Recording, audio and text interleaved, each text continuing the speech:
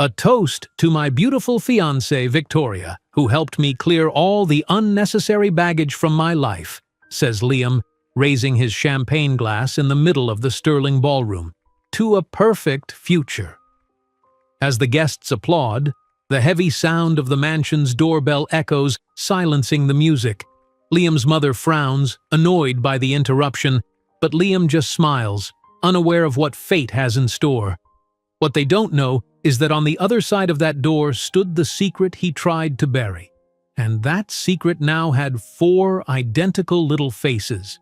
But before we see how Elena makes this family pay for everything they did, tell me where you're watching from and what time it is there.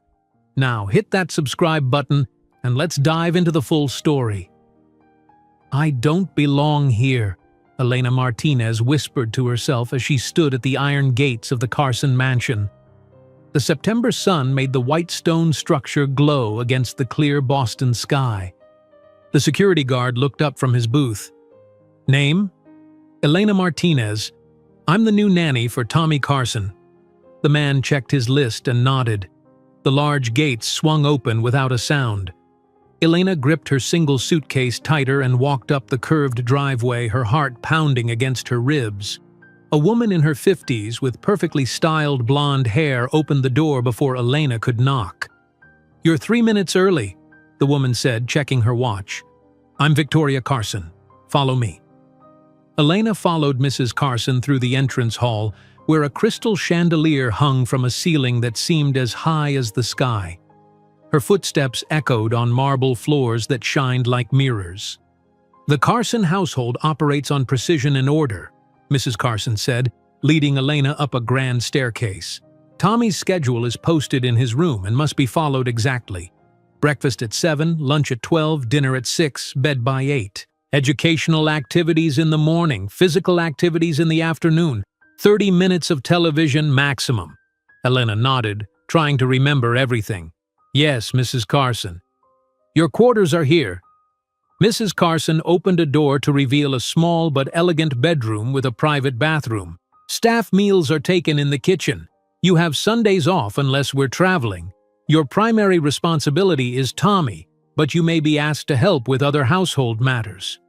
I understand. Thank you for this opportunity. Mrs. Carson's eyes narrowed slightly. Richard insisted on hiring an American student rather than someone with more experience. I hope you prove his judgment correct. Before Elena could respond, Mrs. Carson was already walking down the hallway. Tommy's room is this way. He's rather shy. They stopped at a blue door with a wooden T hanging on it. Mrs. Carson knocked once and entered.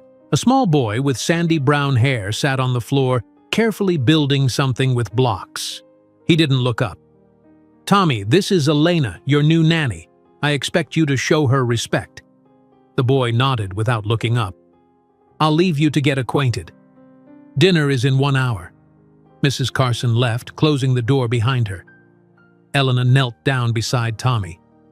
Hi there. What are you building? Tommy shrugged. A castle. It looks great. Can I help? Tommy finally looked up, his blue eyes serious. Do you know how to build a proper drawbridge? Elena smiled. I think we can figure it out together. By dinner time, Elena had helped Tommy build not just a drawbridge but also a moat and several towers. The boy had slowly opened up, explaining his design with growing excitement. Dinner was a formal affair in a dining room that could fit 20 people. Mr. Richard Carson sat at the head of the table, checking emails on his phone between bites. Mrs. Carson sat opposite him, her posture perfect. Tommy sat quietly, eating small bites of chicken. So, Miss Martinez, Mr. Carson said, setting down his phone. Tommy seems to like you already. Usually takes him days to warm up to new people. We had fun building a castle, sir, Elena replied. Please, call me Richard. Sir makes me feel like my father. His smile was warm, unlike his wife's cold stare. Tommy needs to focus on his reading, not just playing, Mrs. Carson cut in. His tutor says he's falling behind. Victoria, he's 6, Richard sighed. There's plenty of time for reading. The Phillipses' son started reading at 4, Victoria replied. Elena looked at Tommy, who was staring at his plate, shoulders slumped. I actually have some fun reading games we could try, Elena offered. I used to help my little cousins in Miami with their reading. Tommy looked up with interest. See? Problem solved, Richard said with a satisfied nod. Later that night, after helping Tommy with his bath and bedtime routine, Elena read him a story about dragons and knights. She changed her voice for each character, making Tommy giggle. Can we read another one? Tommy asked when she finished. Elena checked her watch. It was 15 minutes past his scheduled bedtime. Just a short one, she decided, reaching for another book. Halfway through the story, the bedroom door opened. Elena expected to see Mrs. Carson ready to scold her for breaking the schedule. Instead, a tall man with sandy brown hair like Tommy's stood in the doorway. James, Tommy squealed, jumping out of bed to hug the man. Hey, buddy, the man said, lifting Tommy up easily. Aren't you supposed to be asleep? Elena was reading me stories. She does funny voices. The man looked at Elena with curious green eyes. You must be the new nanny. I'm James Carson, Tommy's big brother. Elena stood up, suddenly conscious of her simple jeans and t-shirt. Elena Martinez. Nice to meet you. James set Tommy back in bed. I just got back from New York. Go to sleep now and I'll tell you about the big buildings tomorrow. After Tommy settled down, Elena and James left the room together. Thank you for getting him to smile, James said quietly in the hallway. He's been pretty quiet since his last nanny left. He's a great kid, Elena replied. Very creative. James nodded. Mother can be strict with his schedule. It's good for him to have some fun too. Elena headed toward her room. I should let you get back to your family. Actually, I missed dinner and was heading to the kitchen. Would you like something?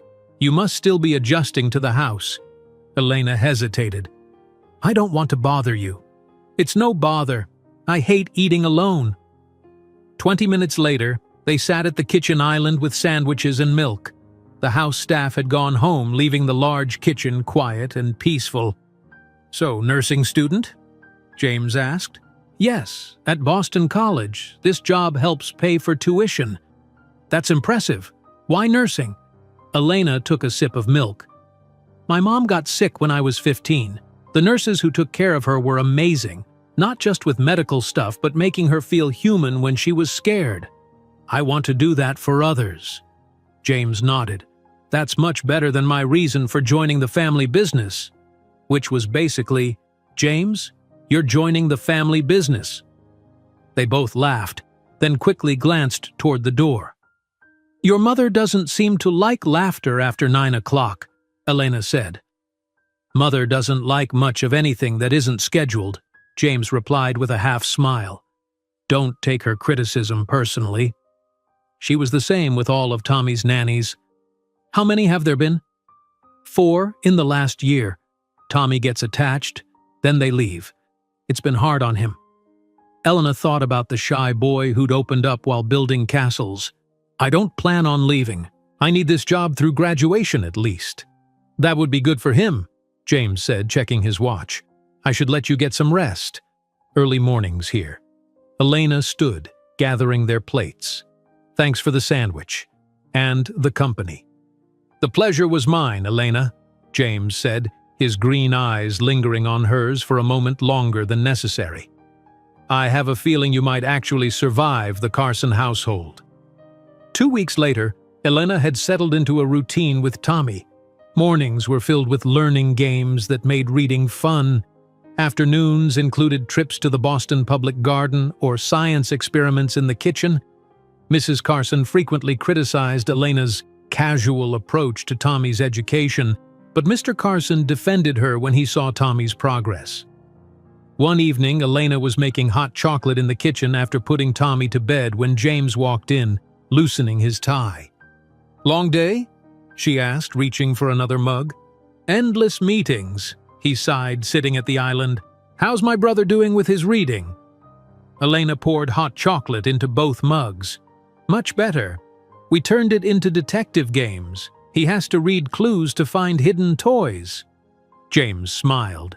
That's genius. You're different from his other nannies. How so? You see him, not just the job or the paycheck.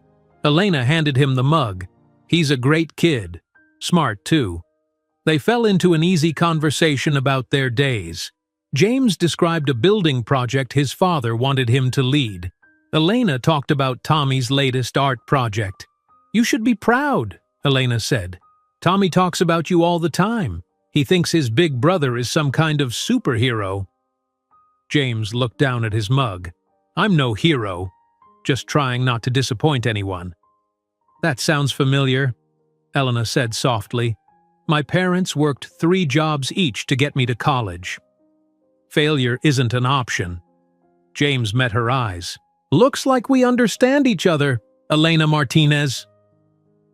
The kitchen felt suddenly smaller, the air between them charged with something neither was ready to name. Elena stood up, breaking the moment. I should get some sleep. Tommy wants to build a volcano tomorrow. James walked her to the kitchen door.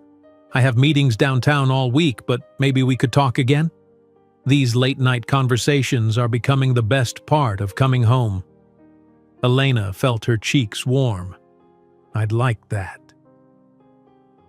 As autumn leaves began to cover Boston Common, these kitchen conversations became a regular part of Elena's nights. Each time they shared more of themselves. James confessing his doubts about the family business, Elena describing her parents' journey from Cuba and their dreams for her future.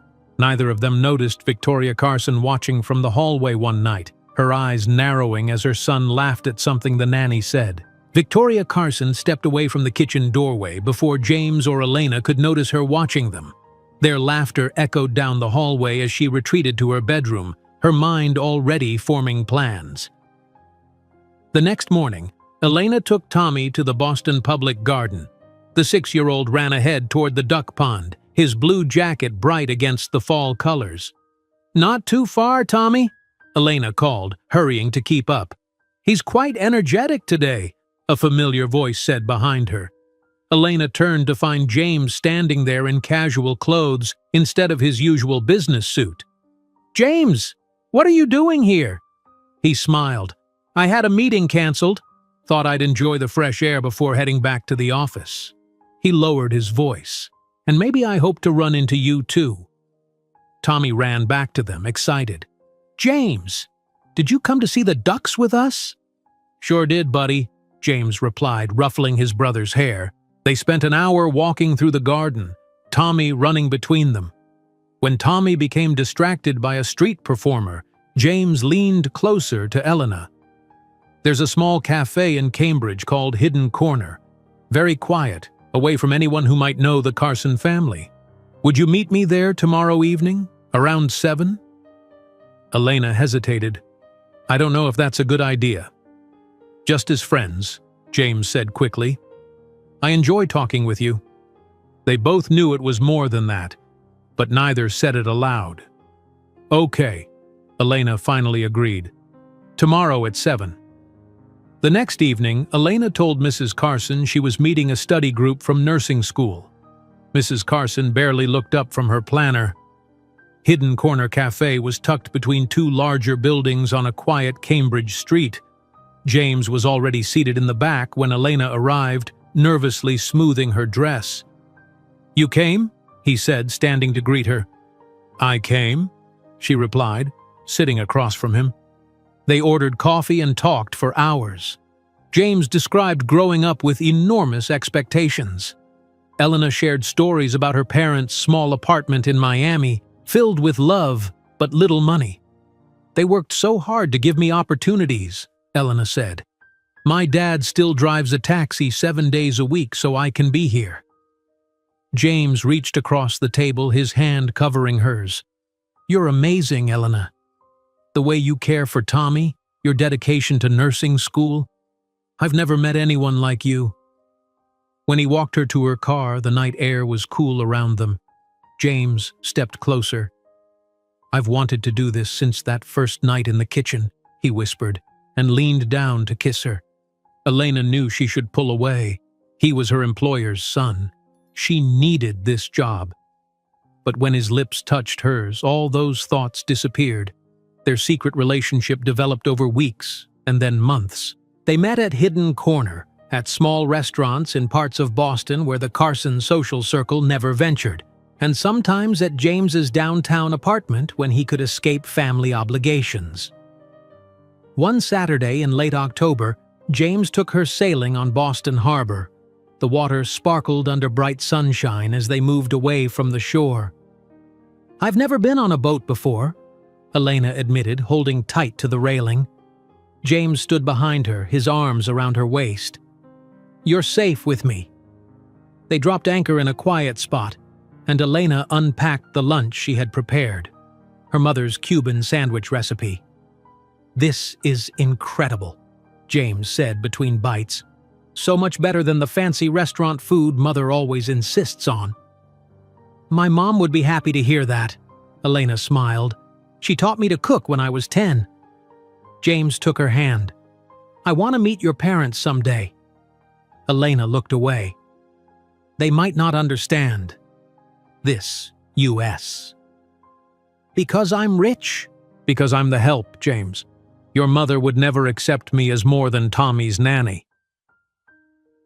"My mother doesn't control my life," James insisted, though his eyes showed uncertainty.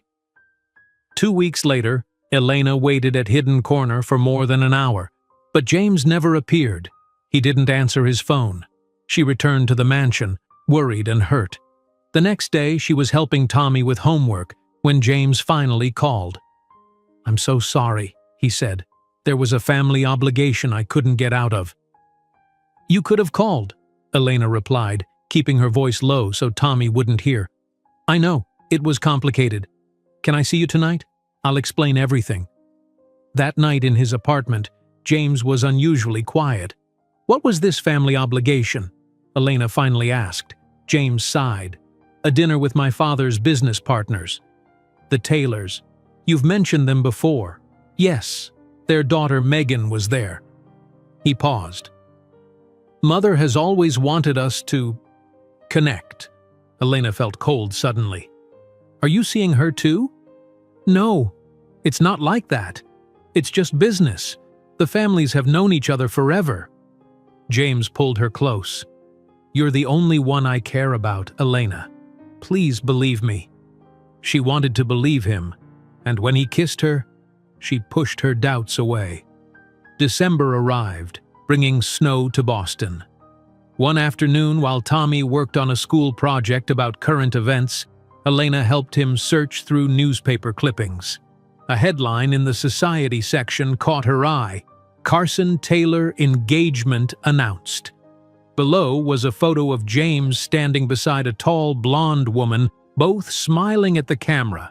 The caption read, "James Carson, heir to Carson Developments, and Megan Taylor, daughter of Taylor Investments CEO, announce their engagement." The power couple plans a summer wedding. Elena felt the room spin. She excused herself and locked the bathroom door before tears could fall. That night, she confronted James in his car outside the mansion. "When were you going to tell me about your engagement?" she demanded, throwing the newspaper onto his lap. James closed his eyes. "Elena, please let me explain." "Explain what?" "That our entire relationship has been a lie." "No," he grabbed her hands. "The engagement is the lie. It's a business arrangement between families. It was planned years ago." Tears streamed down Elena's face.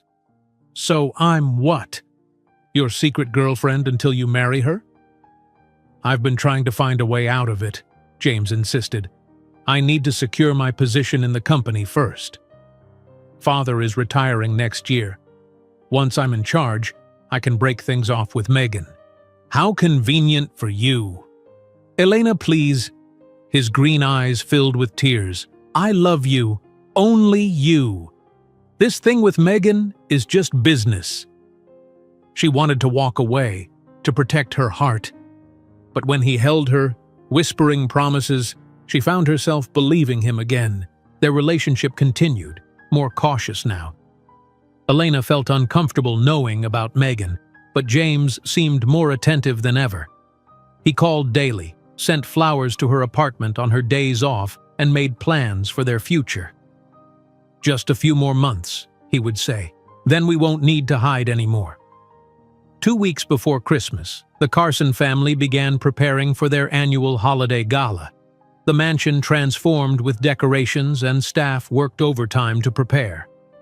During this busy time, Elena began feeling strangely tired. Her uniform felt tighter. When she missed her monthly cycle, worry crept in.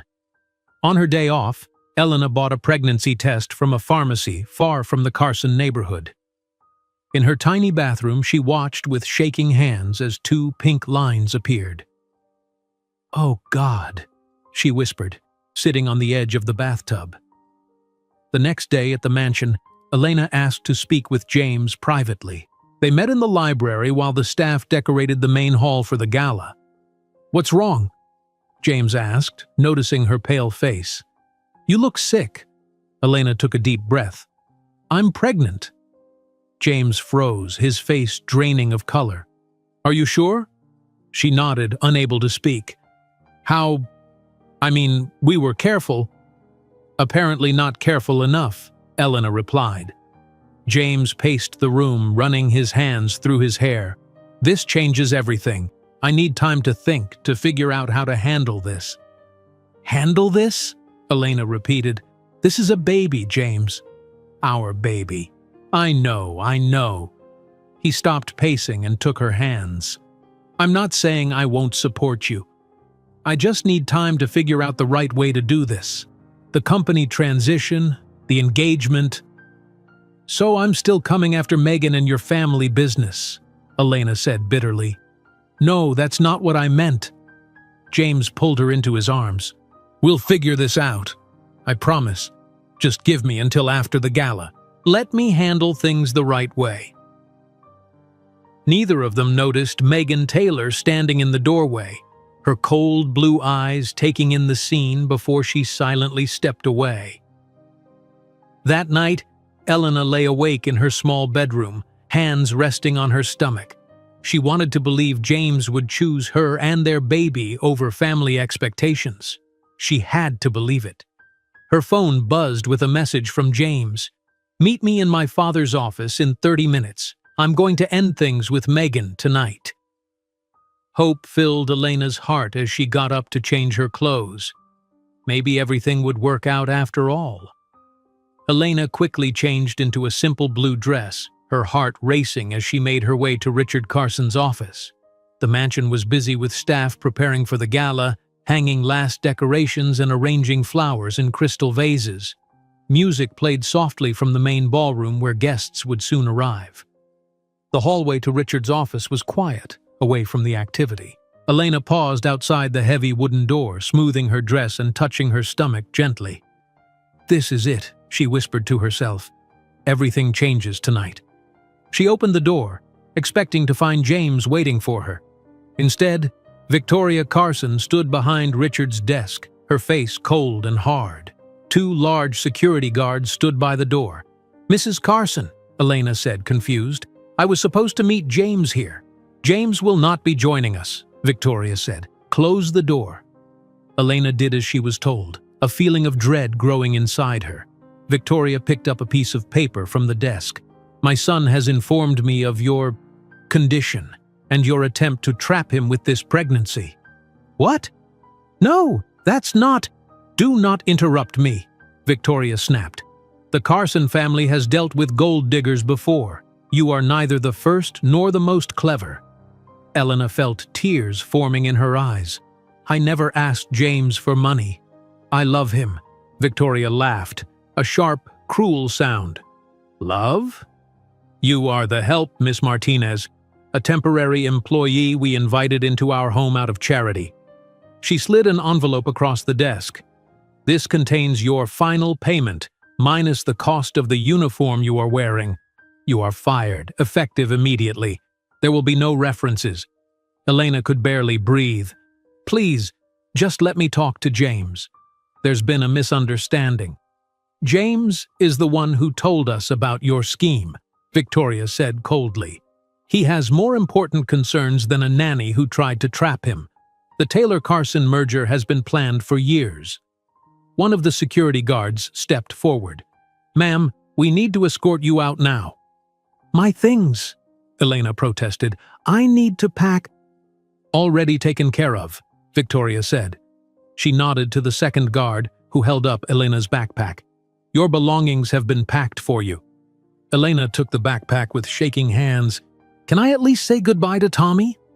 "Absolutely not. You will leave this house immediately and have no further contact with any member of this family." The guards moved to either side of Elena, clearly waiting to escort her out. Victoria turned her back, dismissing Elena completely. "Mrs. Carson," Elena tried one more time, "I'm pregnant with your grandchild." "Please." Victoria turned, her eyes flashing with anger. "If you attempt to contact any Carson or make any claims about this alleged pregnancy, our lawyers will destroy whatever reputation you have left. Now get out of my house." The guards gripped Elena's arms, leading her toward the front door. Guests were arriving for the gala, handing keys to valets and entering the brightly lit mansion. No one paid attention to the crying nanny being escorted out the side entrance.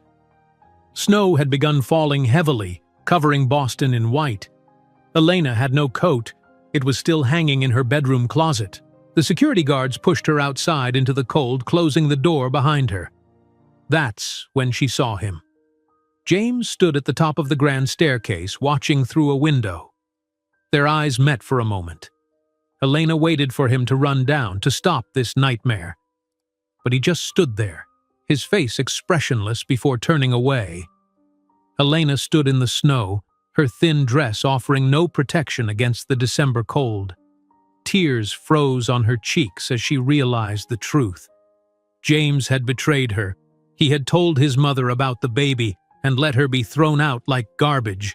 With nowhere else to go, Elena walked to the nearest bus station, shivering the entire way.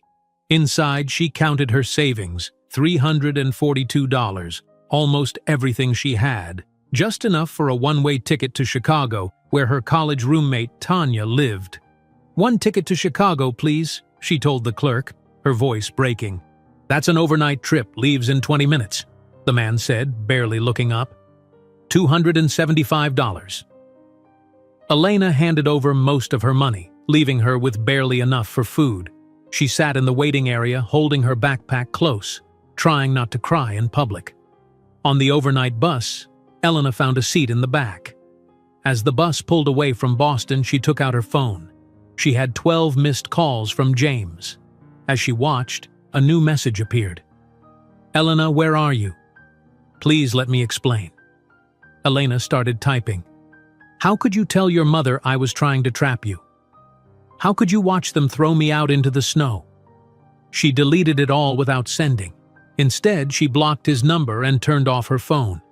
The journey to Chicago was long and uncomfortable. Elena barely slept, her mind replaying every moment with James, wondering how she could have been so blind. By morning, the bus was pulling into Chicago's station. Tanya was waiting, her face worried. She ran to Elena and wrapped her in a hug. "Oh my God, Elena! You look terrible. What happened?" Elena broke down completely then, sobbing in her friend's arms. "Everything went wrong, Tanya. Everything." At Tanya's small apartment, Elena told her the whole story. The secret relationship, the pregnancy, and the betrayal. "That rich bastard," Tanya said, anger clear in her voice. "I'll kill him."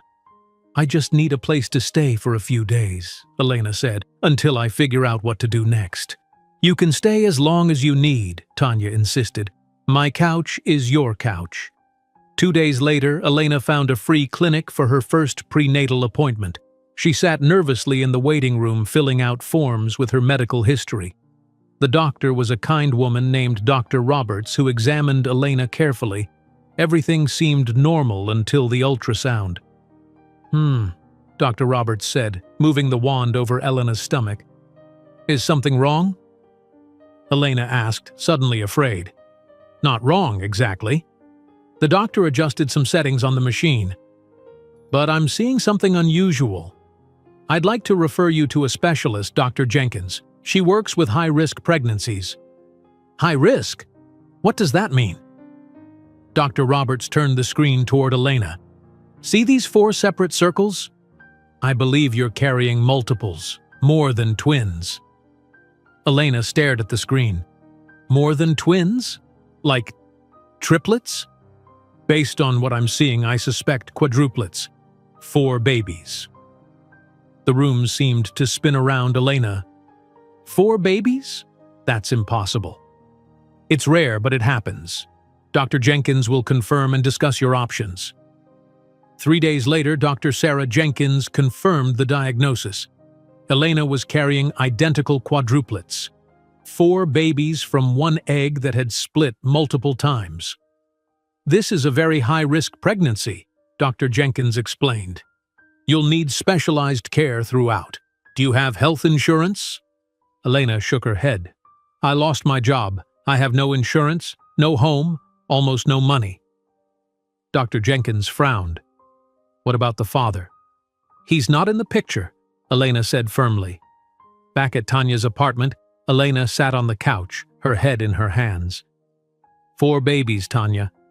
How am I supposed to take care of 4 babies by myself? Tanya sat beside her. You're not by yourself. I'm here.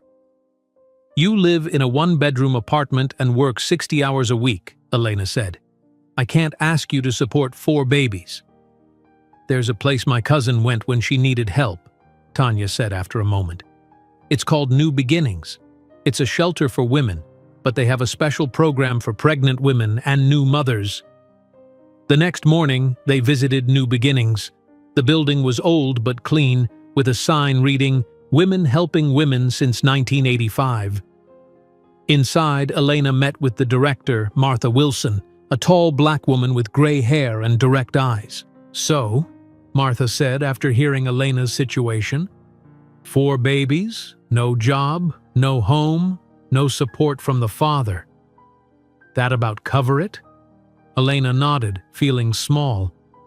Well, honey, you came to the right place. We've got a program for single mothers. You can stay here while you're pregnant, and we'll help you find more permanent housing before your delivery. But we have rules and expectations. What kind of rules? Elena asked. You work or you study. No drugs, no alcohol, no men in the residence. You attend parenting classes and life skills workshops. This is not a free ride. It's a hand up to help you become independent. I was in nursing school before. Everything happened.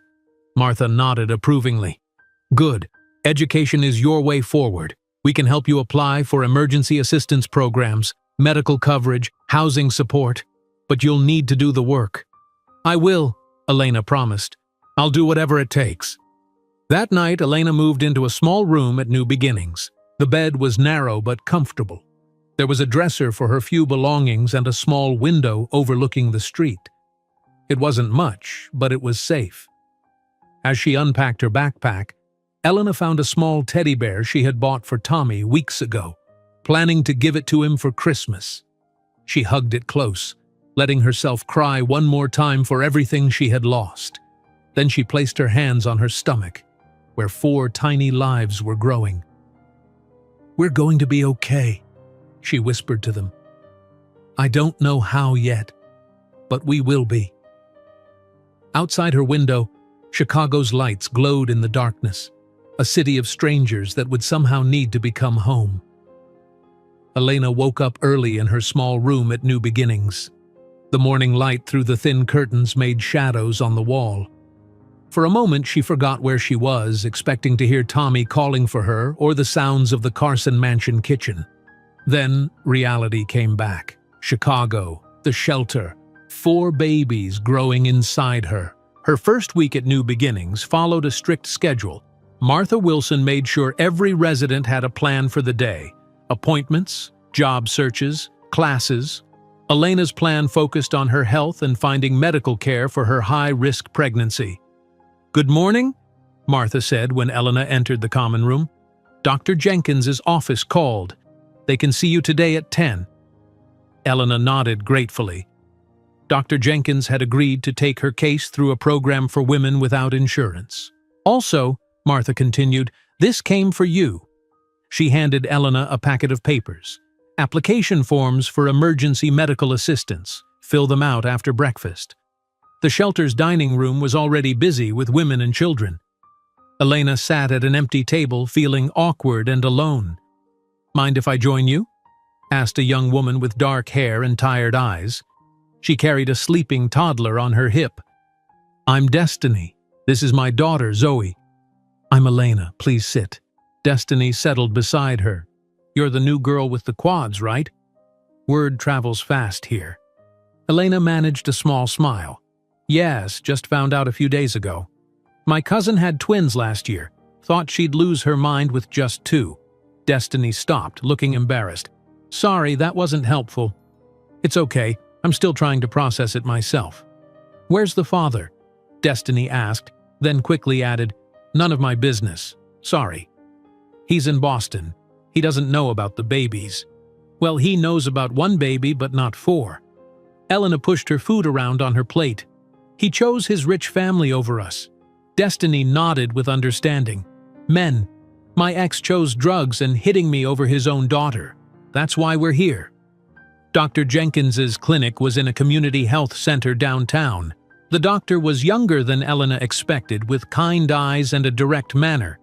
4 babies means 4 times the risks, Dr. Jenkins explained during the examination. "Your body will be under tremendous stress." "What kind of risks?" Elena asked. "Premature labor is almost certain with quadruplets. High blood pressure, gestational diabetes, anemia. These are common complications. You'll need frequent monitoring." Elena tried to stay calm. "Will the babies be okay?" "With proper care, they have a good chance. But you need to understand, this won't be an easy pregnancy." Dr. Jenkins looked at Elena seriously. "Do you have support? Family nearby?" "Just my friend, Tanya, and the shelter." Dr. Jenkins wrote something in Elena's file. "I'm enrolling you in our high-risk pregnancy program. All your care will be covered. You'll see me weekly." When Elena returned to New Beginnings, Martha was waiting for her. "How did it go?" "Dr. Jenkins says I need lots of monitoring. The pregnancy will be difficult." Elena sat heavily on a chair. "I don't know how to do this, Martha." Martha sat across from her. "One day at a time. That's how everyone here survives." She pushed a notebook toward Elena. "Start a journal. Write down everything the doctor says, every question you have, every plan you make. Your brain is going to be foggy with pregnancy hormones and stress." That night, Elena tried calling James again. She'd blocked his number after the bus trip to Chicago, but unblocked it now. He should know about the babies, regardless of what happened between them. The call went straight to voicemail. Elena left a message. "James, it's Elena. There's something important you need to know about the baby. Please call me back." She tried again the next day, and the next. No response. After a week, she asked Destiny if she could use her phone to try. "He blocked you," Destiny said, showing Elena the message that appeared when they tried calling from her number. Elena felt a fresh wave of hurt. "I can't believe he would just cut me off completely." "Believe it," Destiny said flatly. "Men like that live in a different world. They do what's convenient for them." As January turned to February, Elena's pregnancy began showing more pronounced signs. Morning sickness lasted all day. She became dizzy when standing too long. Dr. Jenkins confirmed what she already suspected. The physical strain of carrying 4 babies was taking its toll. "Your blood pressure is higher than I'd like," Dr. Jenkins said at Elena's 4-week checkup. "And your blood sugar is concerning. I think we're looking at the beginning of gestational diabetes." Elena had been hoping to look for a job or resume some nursing classes online. "What does this mean for my plans?" "It means you need to slow down. Your only job right now is growing these babies. I'm recommending reduced activity. No work, limited standing or walking. Rest as much as possible." Martha helped Elena apply for additional assistance programs once the medical complications were documented. "The system isn't perfect," Martha explained, "but high-risk pregnancies with multiples qualify you for priority housing and extended benefits." By March, Elena had settled into shelter life. She attended mandatory parenting classes and workshops, taking careful notes about caring for multiple infants. Tanya visited on weekends, bringing nursing textbooks so Elena could study during her enforced rest. "I called my nursing advisor," Elena told Tanya during one visit. "She says I can restart the program after the babies are born. They'll hold my spot for a year." "That's great," Tanya said, arranging the textbooks on Elena's small desk. "You can keep learning theory even if you can't do clinical work now." Elena nodded, but her face showed doubt. "How will I go to school with 4 babies?" "One step at a time," Tanya echoed Martha's advice. "First, grow healthy babies. Then we'll figure out the rest." One evening, Destiny was helping Elena sort through donated baby clothes when she noticed something on her phone. "Do you want to see what he's doing?" Destiny asked hesitantly. "Who?" "The father, James. My cousin follows all those rich people accounts. The Carsons are pretty famous in Boston." Elena hesitated, then nodded. Destiny handed her the phone, open to a social media page. There was James, smiling broadly, his arm around Megan Taylor. The caption read, "Carson and Taylor families celebrate engagement at charity gala." Elena felt sick. "He's just moved on like I never existed." "I'm sorry," Destiny said. "I thought you'd want to know." As her pregnancy progressed into the 5th month, Elena's health worsened. Dr. Jenkins diagnosed her with preeclampsia, dangerously high blood pressure that threatened both her and the babies. "I'm putting you on bed rest," Dr. Jenkins announced firmly. "Limited bathroom trips, no stairs, no household activities." But how will I?" "This is non-negotiable, Elena. The risk of premature labor or other complications is too high." Martha reorganized Elena's room at the shelter, moving her to a first-floor space closer to the bathroom. The other residents took turns bringing her meals and keeping her company. "We take care of our own here," Martha told her. "You'd do the same for them." By week 28, Elena could barely walk to the bathroom without becoming exhausted. Her body felt foreign, stretched beyond its limits. But the ultrasound showed all 4 babies were still growing, their tiny hearts beating strongly. "You're doing amazing work," Dr. Jenkins encouraged during a home visit to the shelter. "Most quadruplet pregnancies don't make it this far." Tanya came more frequently now, helping Elena create detailed birth plans with Dr. Jenkins. They prepared for every possible scenario. "The NICU team will be ready," Dr. Jenkins assured them. "Our goal is to get to 32 weeks if possible." The shelter community rallied around Elena. Women she barely knew collected baby items, 4 of everything. They organized volunteers to help once the babies arrived. Martha secured a promise of larger housing through a family program. Elena reached exactly 32 weeks when she woke up one morning with a crushing headache and spots in her vision. "Something's wrong," she told Destiny, who was bringing her breakfast. Destiny took one look at Elena's swollen face and called for Martha. Within minutes, Martha was checking her blood pressure with the shelter's medical kit. 170 over 110, Martha read, her face grim. "We're calling an ambulance." Everything happened quickly after that. Paramedics rushing in, the wail of sirens, Dr. Jenkins meeting them at the hospital, medical terms flying over Elena's head as her vision blurred. Severe preeclampsia, risk of seizures, immediate delivery. Elena grabbed Dr. Jenkins's hand. "They're too small to be born yet." "They're in more danger if they stay inside," Dr. Jenkins said gently. "We need to do an emergency C-section. Now." As they wheeled Elena toward the operating room, she heard Dr. Jenkins giving orders. "Notify NICU we have 4 preemies coming. Estimated weight 3 to 4 pounds each. Have 4 incubators ready." The bright lights of the operating room blinded Elena. A nurse placed an oxygen mask over her face as the anesthesiologist explained the spinal block. Elena felt a moment of pure terror. "I can't do this alone," she whispered. Dr. Jenkins squeezed her hand. "You're not alone. We're all here with you." As the medication took effect, Elena felt herself floating away. Her last conscious thought was of 4 tiny heartbeats, about to face the world much sooner than nature intended. Elena woke slowly, her body heavy and her mouth dry. Beeping machines surrounded her hospital bed. For a moment she couldn't remember where she was or what had happened.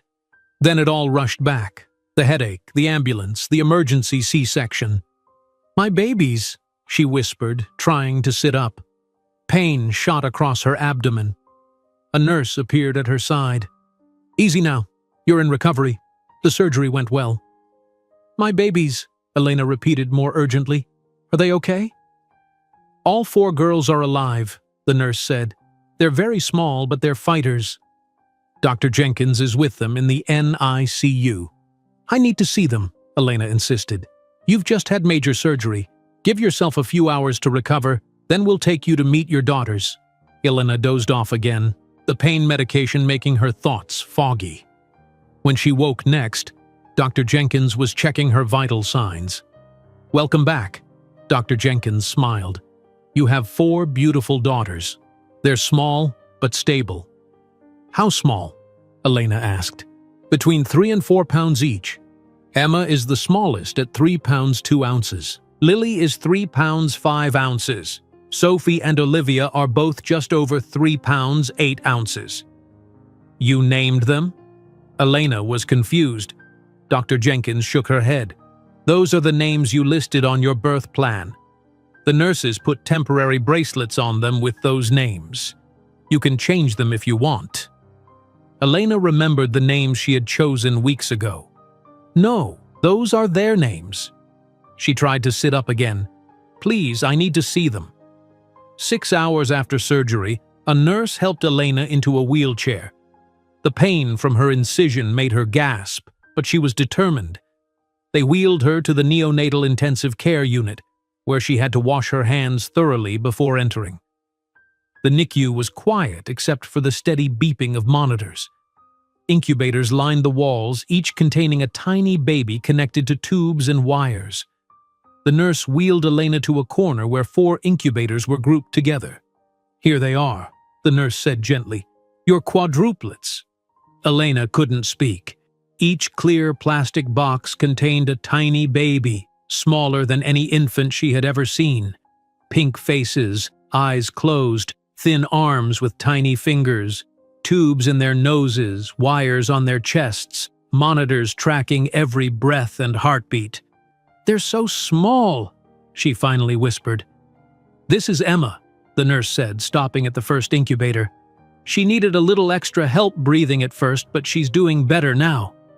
Elena placed her hand on the plastic, wishing she could touch her daughter. "Hello, Emma." They moved to the next incubator. "This is Lily. She's the calmest of the 4. Next came Sophie, who the nurses said moved around more than her sisters, and finally Olivia, who had the strongest cry. "When can I hold them?" Elena asked. "Not quite yet," a new voice said. Elena turned to see an older nurse with gray hair and kind eyes. "I'm Diane, the head NICU nurse. Your girls need to stay in the incubators until they're a bit stronger, but you can touch them through these openings." Diane showed Elena how to place her hands through the round ports in the side of the incubator. Elena reached in carefully and touched Emma's tiny hand. To her surprise, the baby's fingers curled around her index finger. "She knows you're her mom," Diane said. Elena spent an hour with her daughters before the pain and exhaustion became too much. As they wheeled her back to her room, she asked, "When can I come back?" "Anytime you want," Diane told her. "They need you as much as they need the medical care." Over the next few days, Elena established a routine. She would spend most of her day in the NICU, dividing her time between all 4 babies. The nurses helped her create a schedule so each daughter got equal attention. You need to keep track of who you've spent time with, Diane advised. It's easy to lose track with quads. Elena started a notebook, recording every detail about each baby, their weight gains, feeding amounts, diaper changes, and the small milestones that might seem insignificant to others but meant everything to a mother of premature quadruplets. 1 week after their birth, Diane taught Elena how to do kangaroo care, holding a baby against her bare skin to help with bonding and development. Because the babies were still so fragile, she could only hold one at a time. "Who should I hold first?" Elena asked, overwhelmed by the choice. "Emma," Diane said without hesitation. "She's still the smallest and needs the most help." With Diane's assistance, Elena held Emma against her chest, skin to skin, a blanket covering them both. The feeling of her daughter's tiny heart beating against her was overwhelming. "She's so perfect," Elena whispered, tears streaming down her face. "Yes, she is," Diane agreed, "and so are her sisters." "You're doing amazing work, Elena." By the end of the 2nd week, Elena had established a color-coding system with the hospital's help. Each baby had a different colored bracelet: pink for Emma, yellow for Lily, green for Sophie, and purple for Olivia. Their charts, blankets, and tiny hats matched these colors. "How do you tell them apart?" asked a young nurse who was new to the unit. "They look identical to most people," Elena explained, "but they're very different to me. Emma has a more serious face. Lily always looks calm. Sophie is always moving her hands, and Olivia has a tiny birthmark on her ear that you can only see in certain light." Tanya visited often, bringing handmade hats with matching colored ribbons sewn on them. Martha from New Beginnings came weekly, updating Elena on the housing search and helping with paperwork for assistance programs. "I found a possible apartment for you and the girls," Martha told her during one visit. 2 bedrooms, 1st floor, in a building with an elevator. It's through the Family First program." "When will we need it?" Elena asked, watching Sophie's monitor as the baby's oxygen levels dipped slightly and then returned to normal. "Dr. Jenkins thinks the babies might be ready to leave in about 2 more weeks if they continue gaining weight." Elena nodded, though the thought of caring for all 4 babies alone terrified her. One day between feeding times, Elena was using Diane's computer to check her email when a news alert caught her eye. It was a Boston Society page article about James and Megan's upcoming wedding. The couple smiled from the screen, standing in the Carson Mansion's grand ballroom, the same room where Elena had worked during holiday parties. The caption read, "Carson and Taylor families unite. Wedding of the year planned for June." Elena felt a fresh wave of hurt wash over her. While she sat in a hospital NICU with their premature daughters, James was planning his wedding to another woman. Diane found her crying quietly by the incubators a few minutes later. "What happened? Are the babies okay?" Elena wiped her tears. "The babies are fine. I just saw something online about their father. He's getting married to someone else. He doesn't even know they exist." Diane sat beside her. "Do you want him to know?" Elena looked at her 4 tiny daughters, each one with James's distinctive green eyes. "I tried to tell him I was pregnant. He blocked my number. He made his choice." "And you're making yours?" Diane said gently. "These girls have you, and sometimes one good parent is better than 2 bad ones." By the end of the 3rd week, all 4 babies were breathing without oxygen support. They had each gained several ounces and could maintain their body temperature for short periods outside the incubators. "They're doing remarkably well for quadruplets born at 32 weeks, Dr. Jenkins told Elena during rounds. "Their lung development is better than expected." Diane taught Elena how to bathe the tiny babies, supporting their heads and keeping them warm. She learned how to feed them using special preemie bottles with slow-flow nipples, how to burp them gently, how to change diapers that seemed too big for their tiny bodies.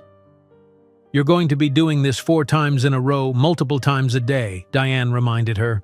"Practice your system now while you have help." The other NICU parents and nurses were amazed at Elena's organization and calm. They didn't see her crying in the bathroom from exhaustion or the moments of pure fear when one of the baby's monitors alarmed in the night. 1 month after their birth, Dr. Jenkins called a meeting with Elena. "Your girls are ready to go home," she announced. "They've all reached 5 pounds, they're feeding well, and their breathing is stable.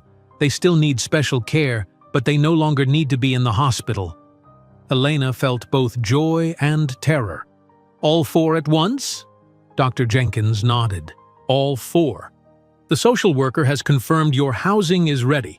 The hospital has donated 4 car seats designed for preemies. We have a home care nurse scheduled to visit twice weekly for the first month." Diane helped Elena prepare for the big day. They packed donated baby clothes, specially formulated formula for premature babies, and medical supplies. The NICU staff threw a small going-home party with tiny cupcakes and a handmade card signed by everyone who had cared for the quadruplets. "We're going to miss them," Diane said, hugging Elena. "But this is what we hoped for." On a bright spring morning, Elena dressed her daughters in matching white outfits with their colored hats. Hospital staff helped load them into their car seats, carefully adjusting the straps for their small bodies. A hospital volunteer would drive them to their new apartment, where Tanya and friends from New Beginnings waited to help. As they prepared to leave the NICU, Elena's phone pinged with a notification. Tanya had sent her a link to a social media post. Elena clicked it without thinking and immediately wished she hadn't. It was a professional photo of James and Megan, tagged as Boston's wedding of the year. They stood on the sweeping staircase of the Carson mansion, surrounded by white flowers. The post had thousands of likes and comments congratulating the couple. Elena quickly closed the app and looked at her 4 beautiful daughters, strapped into their car seats and ready to face the world. "We don't need him," she told them softly. "We have each other. That's all that matters." The drive to Elena's new apartment was short, but her mind was racing. She pushed thoughts of James and his wedding away, focusing instead on the 4 tiny babies in their car seats. Home. They were going home. But what did that even mean when home was a place she had never seen before? The apartment building was old but clean, with a small elevator that smelled like cleaning products. Their new home was on the 2nd floor. 2 bedrooms, 1 bathroom, a small kitchen, and a living area. It wasn't fancy, but it was safe and subsidized through Martha's housing program. Tanya was waiting at the door, her smile huge. "Welcome home, Supermom." Inside, Elena found a surprise. The empty apartment she had expected was filled with basic furniture: 4 cribs in 1 bedroom, a bed in another, a table with chairs, a worn but clean couch. Women from New Beginnings were arranging baby supplies in neat piles. "Martha organized this," Tanya explained. "Everyone donated something." Destiny appeared from the kitchen. "We set up everything. Diapers here, clothes there, bottles ready in the kitchen." Elena felt tears forming. "Thank you. I don't know what to say." "Just put those babies in their new cribs so we can all admire them," Martha said, entering with armfuls of groceries. That first night alone with the quadruplets was the hardest thing Elena had ever faced. The hospital routine had involved many nurses helping. Now it was just her. She had created a feeding schedule. Every 2 hours, starting with Emma, then Lily, then Sophie, then Olivia. But babies didn't understand schedules. At 2 in the morning, all 4 were crying at once. "Please," Elena begged, tears running down her face as she tried to warm bottles while rocking 2 car seats with her feet. "Please wait your turn." She hadn't slept more than 20 minutes at a stretch. Her C-section incision ached. Her breasts hurt from trying to pump milk for 4 hungry babies, and she was more alone than she had ever felt. A knock on the door startled her. It was Martha, still in her pajamas. "I could hear them from downstairs," she said. "The shelter keeps an ear on new mothers the first few nights." Elena broke down. "I can't do this. It's too much." Martha took 2 crying babies from her. "Yes, you can, but not alone. That's why we're here." Over the next few days, Martha helped Elena establish a military-precise routine. Feeding times were scheduled and recorded. Diapers were changed in assembly line fashion. Sleep was grabbed in short bursts whenever possible. "You need a system," Martha explained, showing Elena how to color-code everything from bottles to pacifiers to prevent mix-ups. "Your brain won't work right on no sleep." By the end of the first week, women from New Beginnings had created a volunteer schedule. Someone would help for 2 hours in the morning and 2 hours in the evening, giving Elena time to shower, eat, or simply breathe. "We take care of our own," Destiny told her, expertly feeding 2 babies at once. "When my Zoe was born, I couldn't stop crying for 3 days. The shelter women sat with me in shifts." At the 2-week checkup, Dr. Jenkins was pleased with the baby's progress. They've each gained between 6 and 8 ounces. Their lungs sound clear and their reflexes are developing normally. She studied Elena's face. "How are you holding up?" "I'm okay," Elena said automatically. Dr. Jenkins gave her a knowing look. That's what all new mothers say, and it's rarely true. Especially mothers of multiples. Elena sighed. "I'm exhausted, scared, overwhelmed, but also proud. They're growing. We're surviving." "That's a victory," Dr. Jenkins agreed, "but you need more help than just volunteers." The next day, Martha called a meeting at Elena's apartment. 5 mothers from New Beginnings sat in the small living room while the babies napped. "We're creating a childcare cooperative," Martha announced. "Each of you has different schedules. Elena needs regular help, so we're going to set up a rotation." The plan was simple but effective. Each mother would watch other mothers' children at scheduled times, creating a support system that benefited everyone. Elena would have reliable childcare for specific periods, allowing her to eventually resume nursing studies or work. "I don't know how to thank you all," Elena said. "When your babies are older, you'll take someone else's shift," Martha replied. "That's how community works." By the end of the first month, Elena had settled into a new normal. It wasn't easy. Nothing about raising quadruplets alone could be, but it was becoming possible. The babies developed their own personalities, which became clearer each day. Emma was determined, often fighting to stay awake longer than her sisters. Lily was peaceful, rarely crying unless truly uncomfortable. Sophie was curious, her eyes tracking movements even at her young age. Olivia was sensitive, needing more cuddles and reassurance than the others. "They may look identical," Elena told Tanya during a weekend visit, "but they're completely different people." "With 4 different college funds to worry about," Tanya joked. Elena didn't laugh. College seemed impossible when simply buying enough diapers was a constant struggle. Noticing her expression, Tanya changed the subject. "Have you thought about going back to school? You were only a year away from your nursing degree." "How? Even with the childcare help, I can't afford tuition." "There are scholarships for single mothers, and online courses for some subjects." The idea took root. During the quiet hours of night feedings, Elena researched options. Her nursing program would hold her spot for a year after the birth. She could take some theory courses online while completing clinical requirements later. 3 months after bringing the babies home, Elena registered for one online nursing course. She studied during naps and late at night, determined not to give up her dream. Martha found her asleep one morning, face down in a textbook with a baby monitor beside her. "This isn't sustainable," Martha said when Elena woke. "You need income, not just more education debt." "I know," Elena admitted, "but what job can I do with 4 infants?" Martha smiled. "I might have something. The community clinic where Dr. Jenkins works needs administrative help. Part-time, flexible hours, and this is the key part, they're willing to let you bring the babies when necessary." The job interview was unlike any Elena had experienced. The clinic director, Dr. Powell, was a practical woman with gray hair and comfortable shoes. "Martha tells me you're a nursing student with quadruplets," she said, reviewing Elena's resume. "Normally those would be strikes against hiring someone, but we have unusual needs." The position was basic, answering phones, filing records, scheduling appointments, but it offered critical benefits: Flexible hours, health insurance for Elena and her daughters, and a foot in the door of the medical field. "We have a small room that used to be a storage closet," Dr. Powell said. "We can put in a playpen for days when your childcare falls through.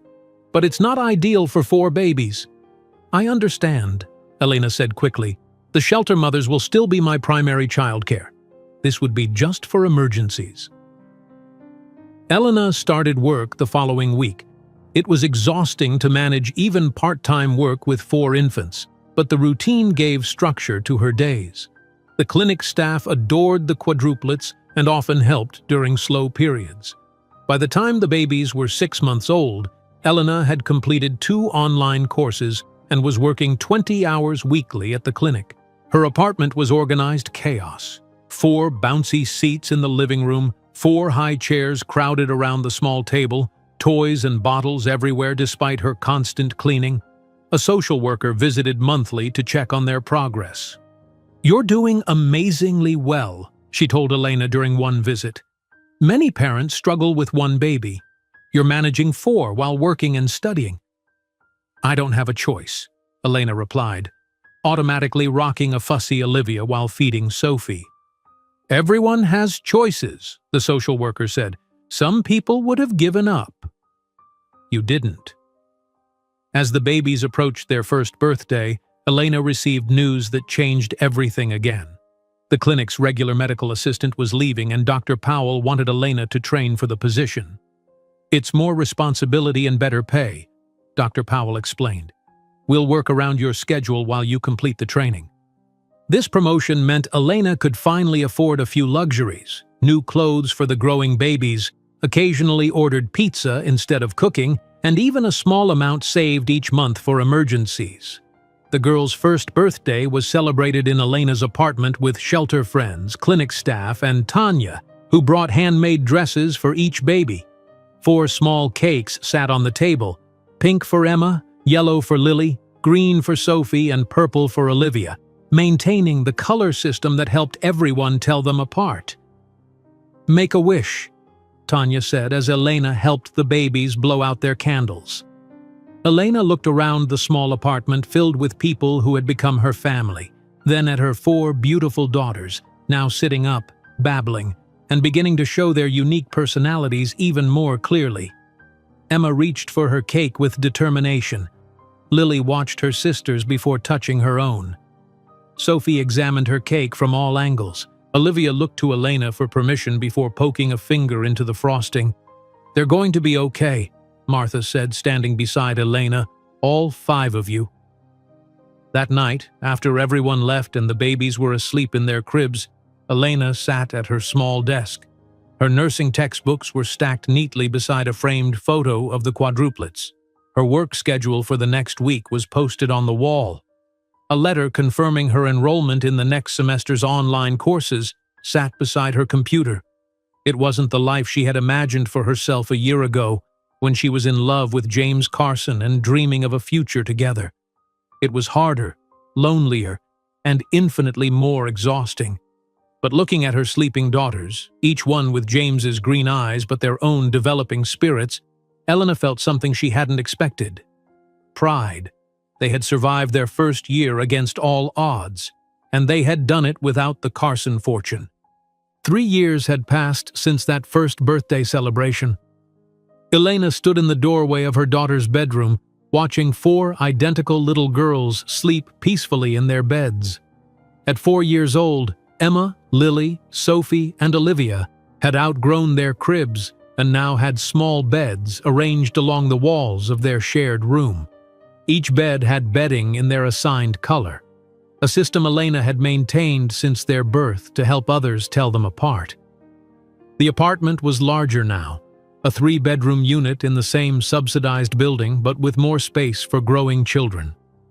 Elena had graduated from nursing school 6 months earlier and now worked full-time at Chicago Children's Hospital in the pediatric unit. Her life had transformed through persistence and hard work. The alarm on her phone buzzed softly. 5 o'clock in the morning. Time to start the day. Elena had perfected her morning routine over the years. She showered and dressed for work before waking the girls, preparing breakfast while they took turns in the bathroom, then helping each one dress for preschool. "Emma, stop pushing," Elena said as she helped the girls brush their teeth. "Everyone gets the same amount of toothpaste." Emma, always the leader, tried to move ahead in line. "But I'm ready now."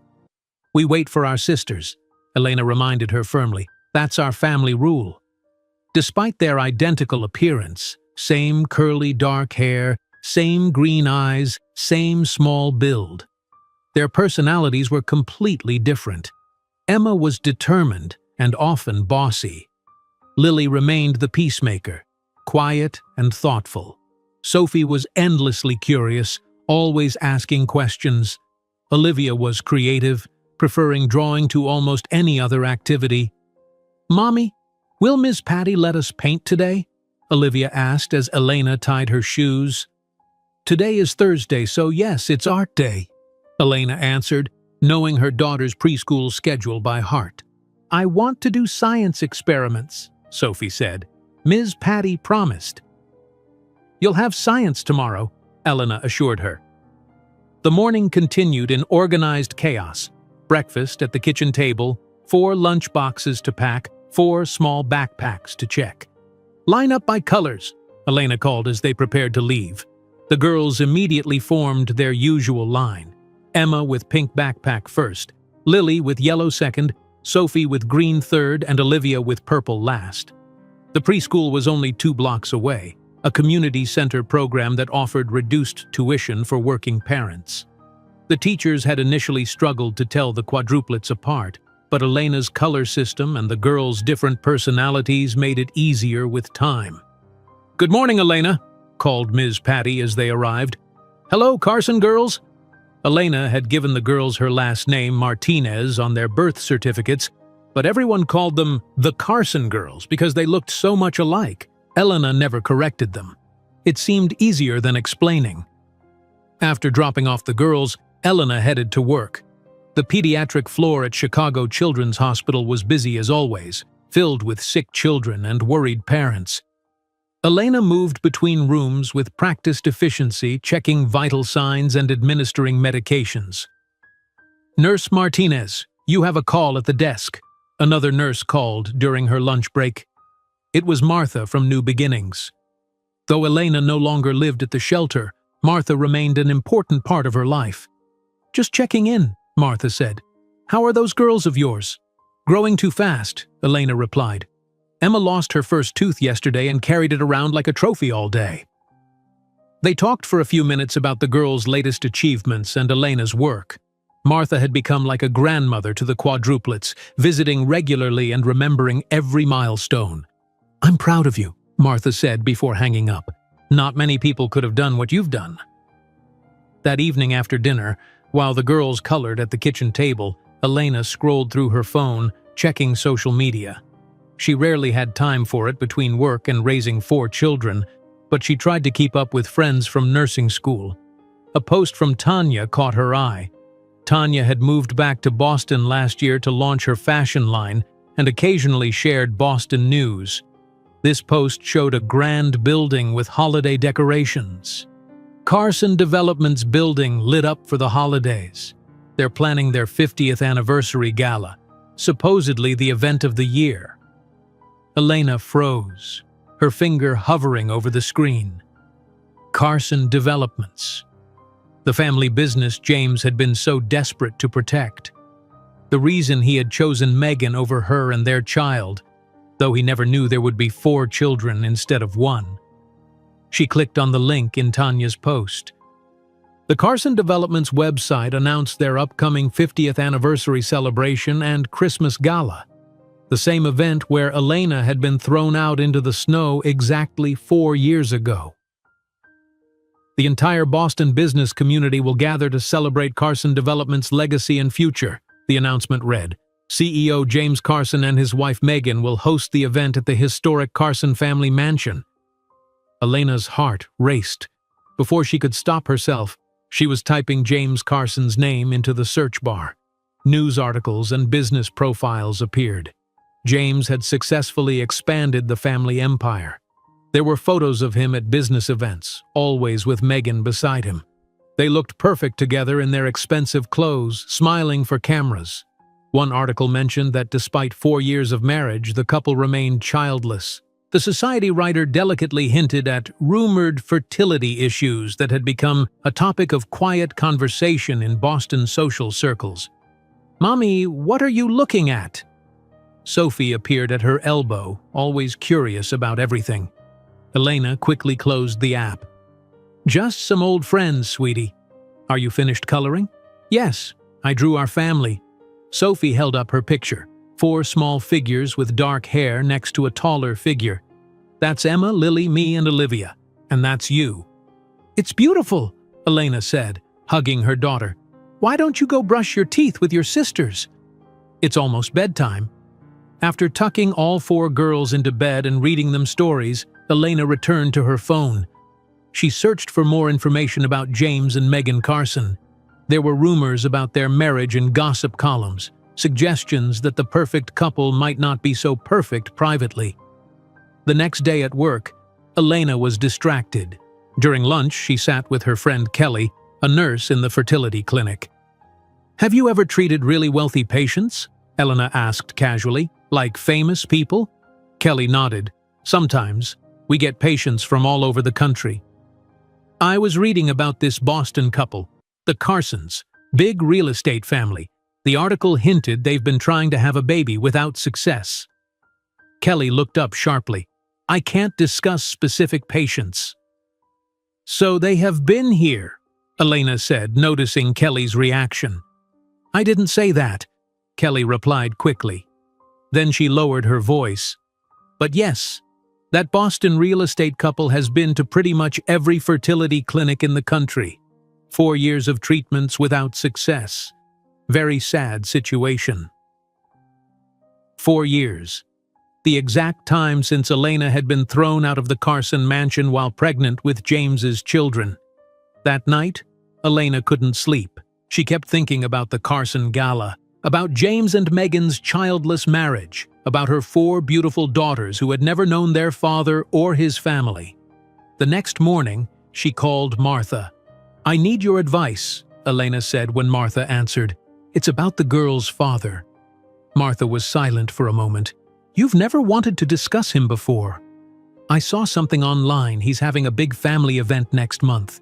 The same event where his mother threw me out 4 years ago. And? I'm thinking of going back to Boston, of showing him his daughters." Another long silence. "Is this about justice or healing, Elena?" "Maybe both," Elena admitted. "The girls are starting to ask questions about why they don't have a daddy like their friends. And they deserve to know their family history, don't they? Even the messy parts."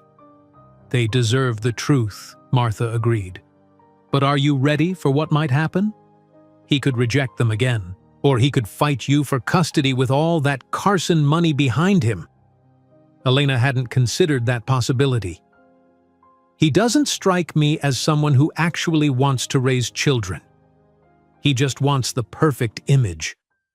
"People change in 4 years," Martha reminded her. "Think about how much you've changed." After their call, Elena made a list of pros and cons about returning to Boston. Under cons, she wrote things like reopening old wounds and disrupting the girls' routine. Under pros, she wrote, girls deserve to know their father, and medical history for their records. That evening, she showed the girls a map of the United States. "This is where we live, in Chicago," she explained, pointing to Illinois.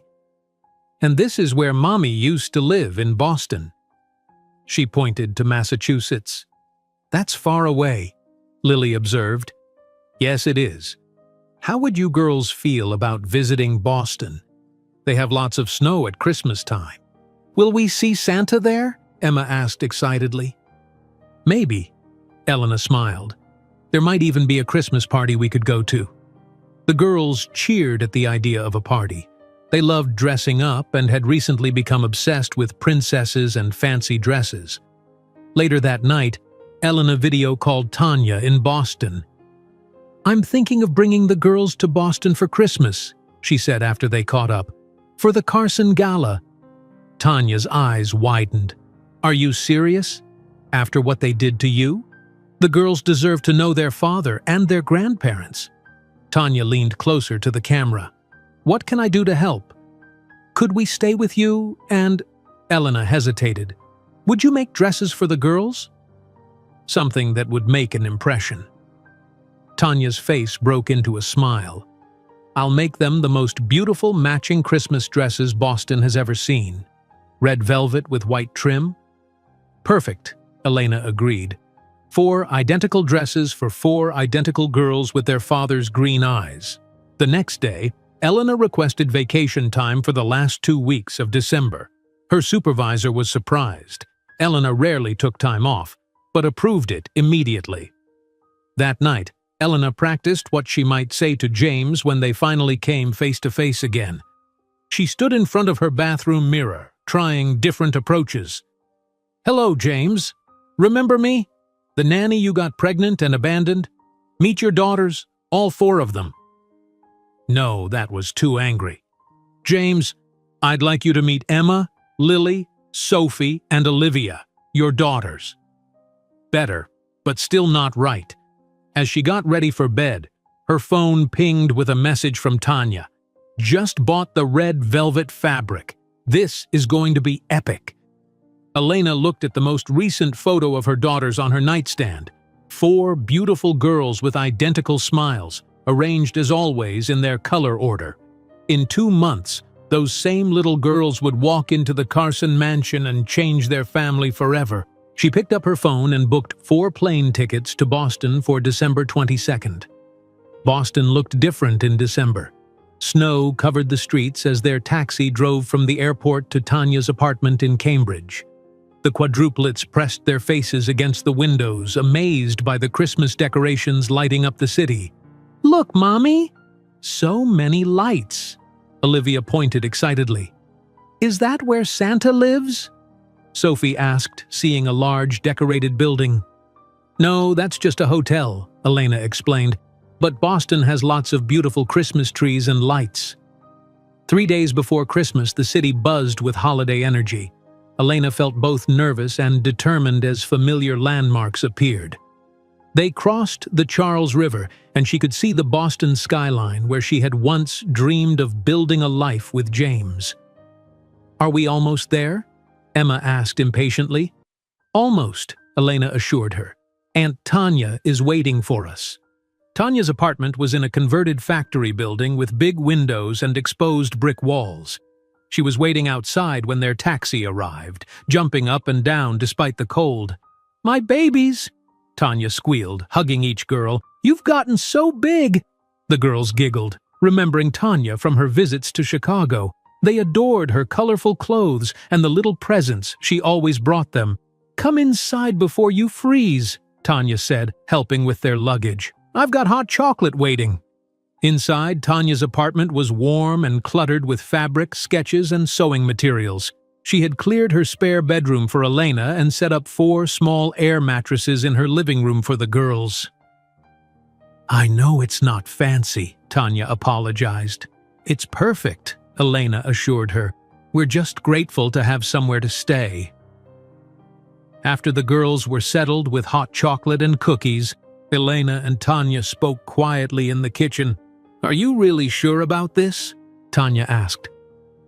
Confronting the Carsons is a big step. Elena nodded. The girls deserve to know where they come from, and I'm done hiding. Well, you're going to make quite an entrance, Tanya said with a smile. Come see the dresses.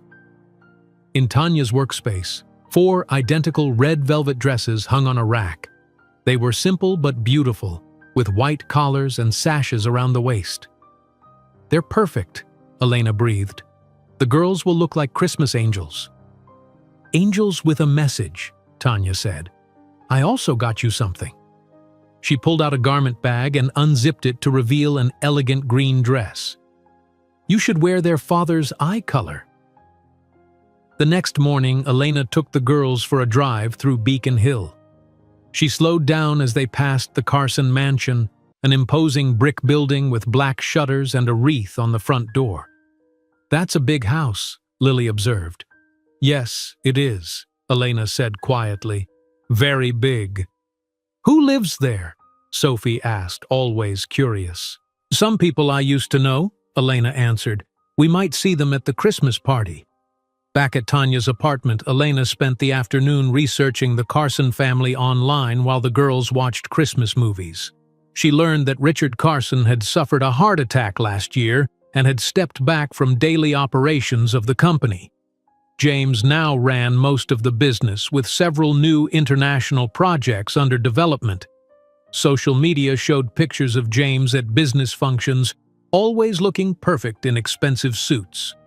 Megan appeared beside him in society photos, her smile never quite reaching her eyes. There were no casual family photos, no candid moments, just carefully staged appearances. They look miserable, Tanya commented, glancing over Elena's shoulder at a photo of James and Megan at a charity event. Maybe they are, Elena said, but that doesn't change what they did. See, that evening, Elena received a text message from a number she hadn't used in years.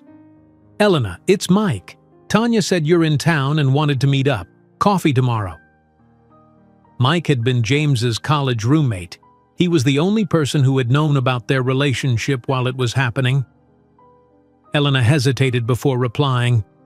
Union Cafe at 10. Union Cafe was busy the next morning. Elena left the girls with Tanya and arrived early, sitting at a table in the back. Mike walked in 5 minutes late, looking much the same as she remembered, tall with sandy hair and glasses. Elena, he said, stopping at her table, it's really good to see you. Thanks for meeting me, she replied as he sat down. Tanya didn't explain much, just that you were visiting Boston and wanted to connect. He studied her face. You look great, different somehow. 4 years will do that, Elena said. How is everything with you? Good. I'm a partner in my law firm now, married last year. He showed her a picture of his wife on his phone. What about you? Tanya mentioned you finished nursing school? Yes, I work at Chicago Children's Hospital now. Elena took a deep breath. There's something else you should know. She pulled out her phone and showed Mike a photo of the quadruplets. His eyes widened. Are they all yours? Elena nodded. Emma, Lily, Sophie, and Olivia. They're 4 years old. Mike looked from the phone to Elena's face. They look exactly like James, Elena finished for him. They're his daughters. Mike sat back in his chair, stunned. All 4 of them? But when did... I was pregnant when Victoria Carson threw me out. James knew about the pregnancy, but not that it was quadruplets. I tried to tell him after they were born, but he blocked my number. Jesus, Elena, I had no idea. Mike rubbed his face. I knew you two were together, but James told everyone you just disappeared. Is that what he says? That I disappeared? Elena felt a flash of anger. His mother had security escort me out in a snowstorm when she found out I was pregnant. James watched it happen and did nothing. Mike looked genuinely shocked. That's not the story he told. But it sounds like the Victoria Carson I've met. How are they? James and his family? Elena tried to sound casual. Mike hesitated. Complicated. Richard had a heart attack last year. He's better now, but not the same. James runs most of the business. He and Megan... He paused. It's not my place to gossip. Please, Mike. I need to know what I'm walking into. Mike lowered his voice. They present the perfect image publicly, but there are rumors. They've been trying to have a baby since they got married. No success. Some people say that's why their marriage is struggling. Elena absorbed this information silently. Why are you really here, Elena? Mike asked.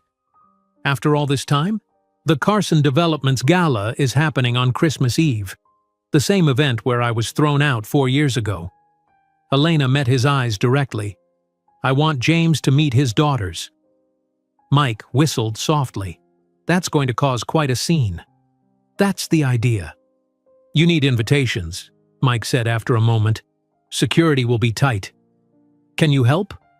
Mike thought for a moment. My firm does business with Carson Developments. I can request additional invitations for potential clients. They won't question it. The next day, Mike delivered 5 invitations to Tanya's apartment. The girls were excited about the Christmas party, not understanding its significance. "What exactly is your plan?" Tanya asked that night after the girls were asleep. "Just walk in and announce they're his kids?" "Basically," Elena admitted. "I want to arrive during James's speech. I want everyone to see the girls at once, 4 identical proofs of what he's been hiding. And after the dramatic entrance, then what?" Elena looked away. "I don't know. I guess that depends on how he reacts." The day before the gala, Elena started having doubts. She stood in Tanya's kitchen, anxiety building. "Maybe this is selfish," she told Tanya. "Maybe I'm using the girls to get revenge." "Is that what this is about? Revenge?" Elena shook her head. "No, it's about the truth. The girls keep asking why they don't have a daddy. They deserve to know their family, even the parts that rejected us." "Then stick to the plan," Tanya said firmly. On December 24th, the day of the gala, Elena helped the girls try on their red velvet dresses for a final fitting. They twirled around Tanya's living room, delighted with how the skirts flared out. "We look like princesses," Emma declared. "The prettiest princesses ever," Tanya agreed, adjusting a sash here, a collar there.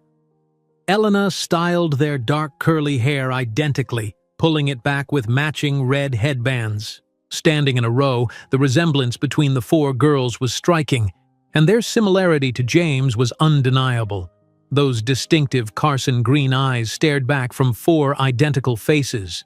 Elena put on her own green dress, elegant but simple, with a fitted bodice and flowing skirt.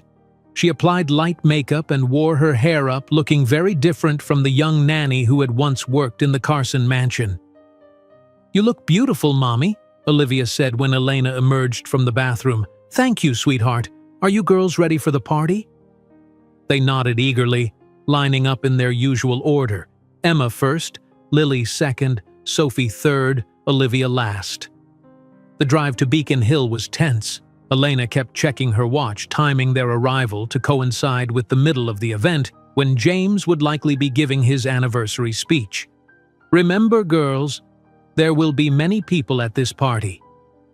Stay together and hold hands," Elena instructed as they parked near the mansion. "Is it a fancy party?" Sophie asked. "Very fancy, but you'll be the most beautiful girls there," Elena assured them.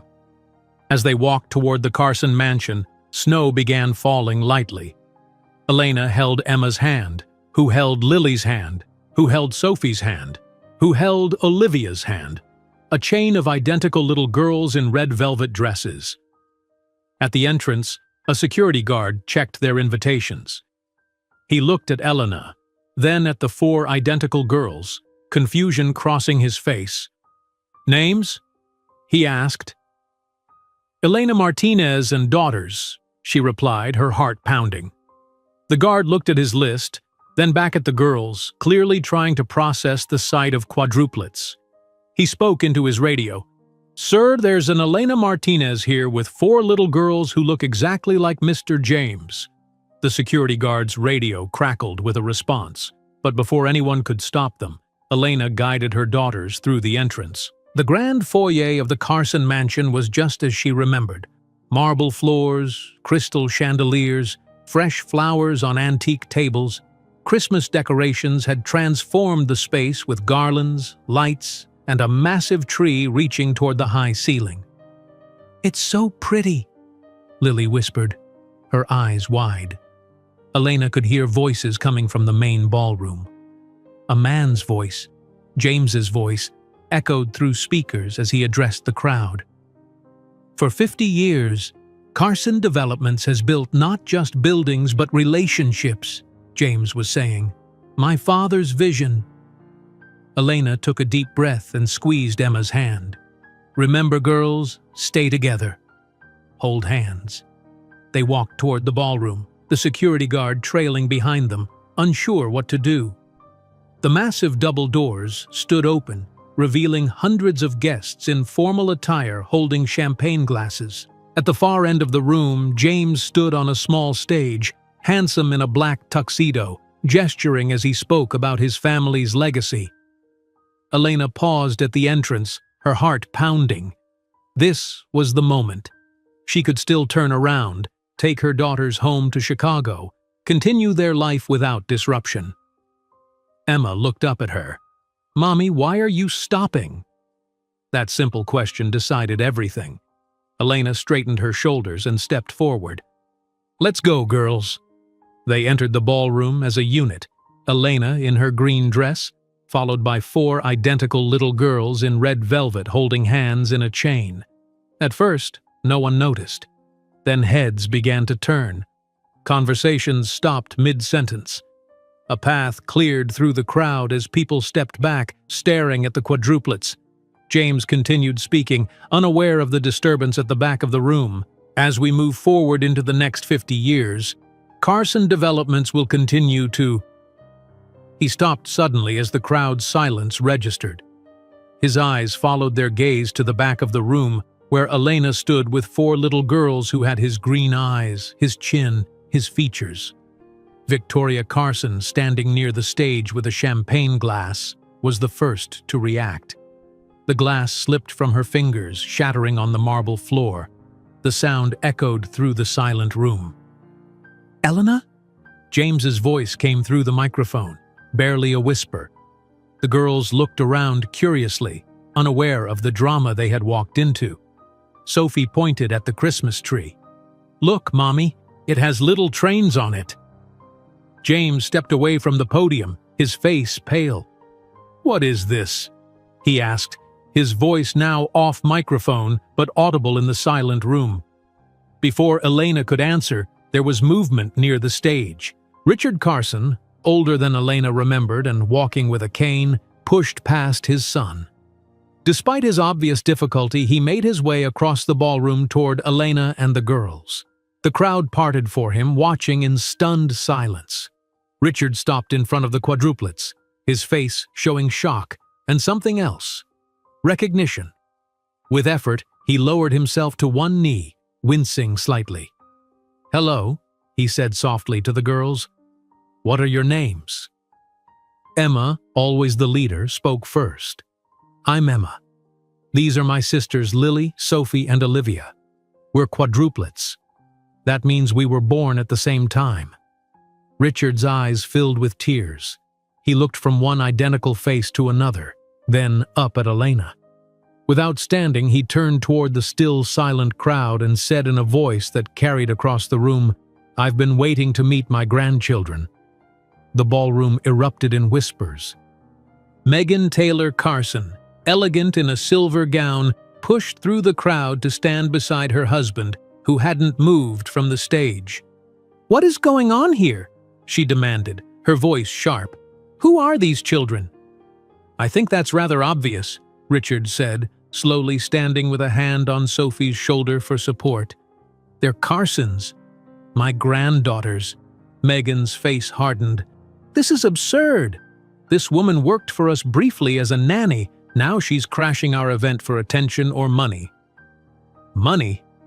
Elena spoke for the first time, her voice steady. "I've raised these girls alone for 4 years without a penny from the Carson family. I'm not here for money." "Then why create this spectacle?" Megan snapped. Richard held up a hand, silencing her. "We will continue this discussion privately." He turned to a security guard. "Clear the library. Family meeting. Now." The security team began discreetly directing guests back to their drinks and food. Richard gestured for Elena and the girls to follow him. James finally moved from the stage, walking as if in a daze. "Tanya," Elena called, spotting her friend near the entrance. "Can you watch the girls for a few minutes?" "No," Richard said firmly. "The children come too. They're family." They walked through the mansion to Richard's wood-paneled library. The quadruplets looked around with interest, pointing at Christmas decorations and whispering to each other. "Is this where Santa comes?" Olivia asked, noticing the large fireplace. "Not quite, sweetheart," Elena replied, trying to stay calm. Once inside the library, Richard closed the door. Present were Elena and the girls, Richard, James, Victoria, and Megan. The tension in the room was palpable. "Sit down, all of you," Richard commanded, lowering himself carefully into a leather chair behind his desk. Elena guided her daughters to a sofa, where they sat in their usual order, looking around with curiosity. Victoria stood by the fireplace, her face rigid. James remained near the door as if planning an escape. Megan positioned herself beside Richard's desk, arms crossed.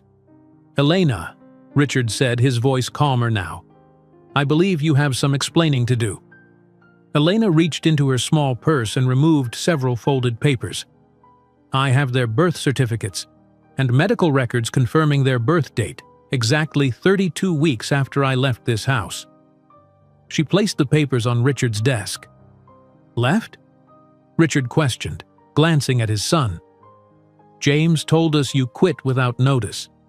"I was thrown out," Elena said, "by security, on Victoria's orders, after she accused me of getting pregnant to trap James for Carson money." Richard turned to his wife. "Victoria?" Victoria looked away. She was inappropriate with James. "I did what any mother would do. She was pregnant with my grandchildren, and you threw her out into the snow?" Richard's voice rose slightly. "I didn't know they were quadruplets," Victoria said defensively. "Would it have mattered?" Elena asked. "You didn't want me pregnant with even one of James's children." Richard examined the birth certificates, his hands slightly shaking. "Emma, Lily, Sophie, and Olivia Carson?" "Martinez," Elena corrected. "Their last name is Martinez." Richard looked at the 4 little girls sitting quietly on the sofa, then at his son. "James, do you have anything to say for yourself?" James finally stepped forward, his face ashen. "I didn't know there were 4 of them. Elena told me she was pregnant, but then she disappeared." "Disappeared?" Elena's voice shook with anger. "Your mother had me dragged out by security. You stood on the stairs and watched it happen." James looked down. "I was a coward. I should have stopped it." "Yes, you should have," Richard agreed sharply. "These are your children, James. Any fool can see that." Megan made a dismissive sound. "We don't know that. She could have found children who look similar. It's all a ploy for money." "A ploy?" Elena stood up, anger flaring. "I carried these 4 babies alone. I gave birth to them alone. I raised them alone. I worked and studied and built a life for us without any help from the Carson fortune." "DNA testing can confirm paternity," Richard said practically. "Look at them, Father," James said quietly. "They have my eyes, my face. They're mine." Richard pulled out his phone and scrolled through photos. He found one and handed the phone to James. "This is you at age 4. Tell me those aren't your daughters." James looked at the childhood photo, then at the 4 girls on the sofa. The resemblance was undeniable. "Why now?" he asked Elena. "After 4 years, why come back?" "Because they're asking about their father," Elena answered honestly. "Because they deserve to know where they come from, even if their father didn't want them." "It wasn't that I didn't want," James began. "You chose your family business and Megan over us," Elena cut him off. "You made your choice very clear." "I didn't even know there were 4 babies," James repeated. "Because you blocked my number," Elena reminded him. "I tried to tell you. Multiple times." Victoria suddenly stepped forward. "I told him to block you after I found out you were pregnant." "Victoria!" Richard's voice was sharp. "I was protecting our family," Victoria insisted. "This girl was nobody. The Taylors were important to our business." "I knew she was pregnant," Megan said suddenly. Everyone turned to look at her. "What did you say?" James asked. Megan's face flushed. "I overheard you 2 talking in the library before the gala." "She told you she was pregnant," I told Victoria. "You knew?" James stared at his wife. "You knew Elena was pregnant with my child, and you let my mother throw her out?" "We were engaged," Megan said defensively. "The merger between our families had been planned for years. I wasn't going to let some nanny ruin that. The room fell silent. The girls, sensing the tension, moved closer to Elena. "Mommy," Emma whispered loudly, "who are these people?" Before Elena could answer, Richard spoke. "We're your family, little one. I'm your grandfather." "I have a grandpa?" Emma looked at Elena for confirmation. Elena nodded slowly. "Yes. This is your grandfather, Richard Carson." "And I'm your father," James said, his voice breaking slightly. The girls looked at James with open curiosity. "You're our daddy?" Sophie asked, always the one with questions. "Where have you been?" James had no answer. Richard stood up slowly, leaning on his cane. "This has been quite enough for one evening." He turned to Victoria and Megan. "You two have some serious explaining to do, but not now." He walked to the sofa and looked at each little girl in turn. "Emma, Lily, Sophie, and Olivia. I've missed 4 years of your lives. I don't intend to miss any more." He turned to Elena. "These children are Carsons, regardless of the last name on their birth certificates. They will be acknowledged and provided for." "I don't want your money," Elena said firmly. "This isn't about you," Richard replied. "This is about my granddaughters having the opportunities they deserve." He turned to James. "As for you, you have 4 daughters who need to know their father. I suggest you start making up for lost time." Richard opened the library door. "Now I believe we have guests waiting, and I have 4 granddaughters to introduce to the world." The girls jumped up excitedly, ready for more of the party. Elena hesitated. "Are you sure this is a good idea?" "I've never been more sure of anything," Richard said. "These girls are Carsons." It's time everyone knew it. As they prepared to return to the ballroom, James approached Elena. "Can we talk?" "Privately?" "Not now," Elena said. "The girls come first."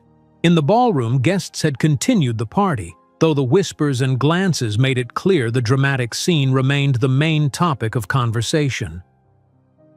When Richard entered with Elena and the quadruplets, the room quieted again. Richard walked to the stage, moving slowly but with purpose. He took the microphone, the 4 identical girls standing in front of him, Elena slightly behind. "Ladies and gentlemen," he said, his voice strong despite his age, "allow me to introduce the newest members of the Carson family, my granddaughters, Emma, Lily, Sophie, and Olivia." The crowd broke into uncertain applause. Victoria stood at the back of the room, her face unreadable. Megan had disappeared entirely. James stood to the side, watching his daughters with an expression of wonder and regret. As the evening ended and guests began to leave, Richard took Elena aside. "5 years ago, we made a terrible mistake," he said, his voice heavy with regret. "Please give us the chance to know them." Elena looked at her daughters, now happily accepting cookies from waiters who seemed charmed by the identical little girls in red dresses. "I need to think about what's best for them," she said. "This isn't about the past. It's about their future." Richard nodded. "All I ask is a chance to be their grandfather. They deserve that much, don't they?" Elena watched as Emma approached James hesitantly, asking him something about the big Christmas tree. James knelt down to her level, answering with a gentle smile that reminded Elena of the man she had once loved. "I'll think about it," she told Richard, unsure what the future would hold for her daughters and the family that had once rejected them. The gala ended with Elena taking her tired daughters back to Tanya's apartment. The girls fell asleep quickly, exhausted from the excitement, but Elena stayed awake most of the night, thinking about Richard Carson's words and James's face when he first saw his daughters. The next morning, Elena's phone rang early. It was Richard. "I hope I'm not disturbing you," he said. "I'd like to invite you and my granddaughters for lunch today." "Just family. No pressure." Elena hesitated. "I don't know if that's a good idea so soon." "Please," Richard said. "We've lost 4 years. I don't want to waste another day." After talking with Tanya, Elena agreed to a short visit at a neutral location. They met at a family restaurant near the Boston Common, away from the Carson mansion. Richard arrived first, then James. Victoria and Megan were notably absent. "Where's your wife?" Elena asked James as the girls colored on children's menus. "We had a long conversation last night," James said quietly. "She's staying at a hotel for now." Richard smiled at his granddaughters. "Have you girls ever been sledding? There's a wonderful hill at the Boston Common." "What's sledding?" Sophie asked, always curious. "Going down a snowy hill on a special board," Richard explained. "It's very fun. Can we try it, Mommy?" Lily asked. Elena nodded. "After lunch, if you eat all your vegetables?" The meal was awkward but peaceful. The girls, unaware of the complicated history, chattered happily and asked Richard and James endless questions. After lunch, they walked to the common where Richard had arranged for sleds to be waiting. "I can't go down the hill myself," he told the girls, tapping his cane, "but your father can take you." James looked at Elena, silently asking permission. She nodded slightly. One by one, James took each girl down the hill on a sled, their delighted screams filling the cold air. Elena watched from a bench beside Richard. "They're remarkable children," Richard said. "You've done an incredible job raising them." "I had help," Elena replied. "Not from the Carsons, but from people who cared." "I understand your anger," Richard said. "But please don't punish the girls for our mistakes. They deserve to know their family." Elena watched as James helped Olivia, the most cautious of the four, onto a sled. "I'm not trying to punish anyone. I'm trying to protect them." That first visit established a pattern. Elena extended her stay in Boston by another week, allowing short, supervised visits with Richard and James. The girls quickly became comfortable with their grandfather, who spoiled them with small gifts and stories. James was more complicated. He tried hard, bringing books and toys, remembering each girl's favorite color, but his interactions were awkward, as if he was afraid to make a mistake. One afternoon at a children's museum, James approached Elena while the girls explored an exhibit with Richard. "I've started seeing a therapist," he said suddenly, "twice a week." "That's good for you," Elena replied, unsure why he was telling her. "I need to understand why I let my mother control my life," he continued. "Why I stood on those stairs and watched security take you away. Why I was such a coward." Elena looked away. "It's a little late for self-discovery, James. I know, but I want to be better for them." He nodded toward the girls. "I don't expect you to forgive me, but I want to be a real father to my daughters." Before returning to Chicago, Elena met with Richard in his office. He had official-looking papers spread across his desk. "I've established educational trusts for each of the girls," he explained.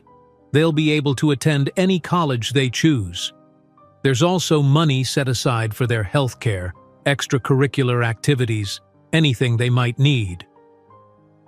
"I've managed without Carson money for 4 years," Elena said. "This isn't about you or me," Richard replied, echoing his words from the gala night.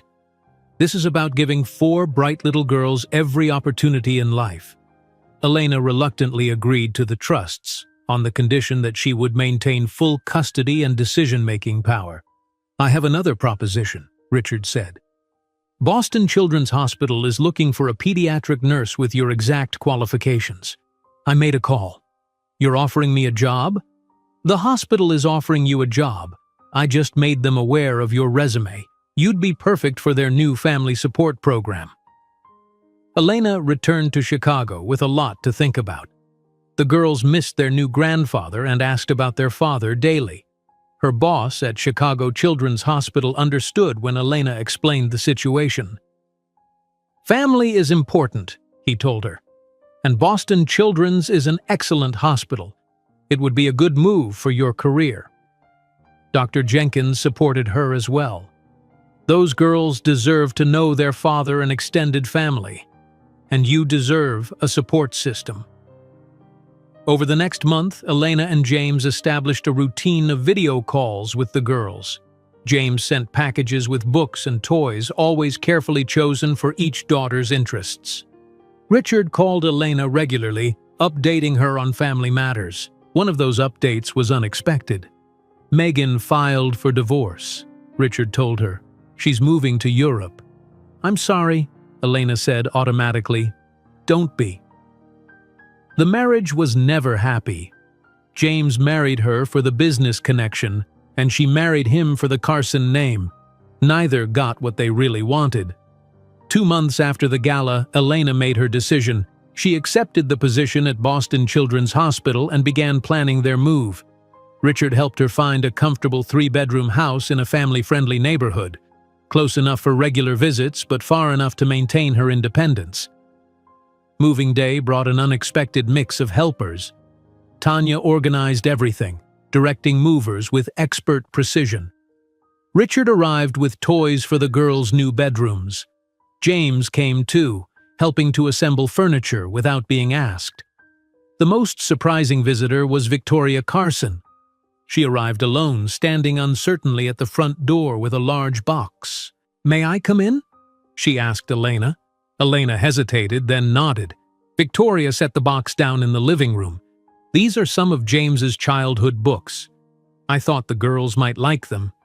She stood awkwardly, watching as Olivia approached the box and peeked inside. "Look, books," Olivia said excitedly. "Thank you, lady." "I'm your grandmother," Victoria said quietly. Olivia looked at Elena for confirmation. When Elena nodded, Olivia smiled. "Thank you, Grandma." Victoria's usually rigid face softened. "You're welcome, Olivia." As the weeks passed, the Carson family became more integrated into the girls' lives. James took his fatherhood responsibilities seriously, attending doctor appointments and school meetings. He spent one-on-one time with each daughter, learning their individual personalities. Richard visited often, bringing small gifts and taking genuine interest in the girls' activities. Even Victoria made efforts, inviting Olivia to draw with her one afternoon and seeming surprised to discover her granddaughter's artistic talent. Elena maintained professional boundaries with James, focusing on their co-parenting relationship. They created a formal agreement with help from family counselors, establishing visitation schedules and shared responsibilities. "I don't expect you to ever forgive me," James told her after one such meeting. "But I want you to know I'm grateful for the second chance with our daughters." By the time December arrived again, life had found a new rhythm. The girls were enrolled in a good school. Elena enjoyed her work at Boston Children's Hospital. The Carson family had been transformed by the presence of 4 identical little girls with boundless energy. The annual Carson Christmas Gala was very different that year. Instead of hundreds of business associates, only family and close friends were invited. The girls helped decorate the mansion, hanging ornaments they had made themselves on a tree in the main hall. "Remember when we first came here?" Sophie asked her sisters as they placed handmade decorations on the lower branches. "We didn't know Grandpa and Daddy yet." "Now we have a big family," Emma said matter-of-factly. The evening of the family celebration, the quadruplets surprised everyone with a song they had practiced at school. They stood in front of the Christmas tree, still in their usual order, wearing matching green dresses that matched their eyes. As they sang Jingle Bells with enthusiastic, if not always accurate notes, Elena looked around the room. Richard watched his granddaughters with undisguised joy. Victoria, still reserved but softer now, smiled slightly. James stood beside his father, his face showing the pride he had earned the right to feel. After the girls finished their song to applause, Richard raised his glass. "To family, the one we make, the one we find, and the one we build together." Later, while the girls helped Victoria arrange Christmas cookies on a plate for Santa, Elena stepped outside onto the terrace for a moment of quiet. The same terrace where she and James had shared their first kiss years ago. James followed her outside, keeping a respectful distance. "The girls are so excited about Christmas," he said. "They've been telling me exactly what they want Santa to bring." Elena smiled. "They've already written 3 lists each." They stood in comfortable silence for a moment, watching snow fall gently in the garden. "Thank you," James said finally. "For what?" "For giving me the chance to know them, for bringing them back to us, for being strong when I was weak." He turned to face her. "I'm not asking for anything more than to be their father. But I want you to know that I'm trying to become someone worthy of being in their lives." Inside, they could hear the girls laughing with their grandfather. 4 unique voices that had entered the world together, spent their first years with only their mother, and now had found their extended family. "Merry Christmas, James," Elena said simply, turning to go back inside where her daughters waited. As midnight approached, the Carson mansion felt different than it had on that snowy night 4 years ago. The walls that had once witnessed Elena's heartbreak now echoed with children's laughter. The family that had once rejected her had been transformed by the 4 little girls with James's green eyes and Elena's determined spirit.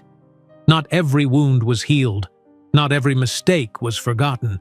But as Elena watched her daughters hang stockings by the fireplace, she knew that sometimes family forms in unexpected ways. And sometimes the hardest journey leads exactly where you need to be. If you enjoyed today's video, I'm sure you'll love the next one. Don't waste time. Just click on the screen.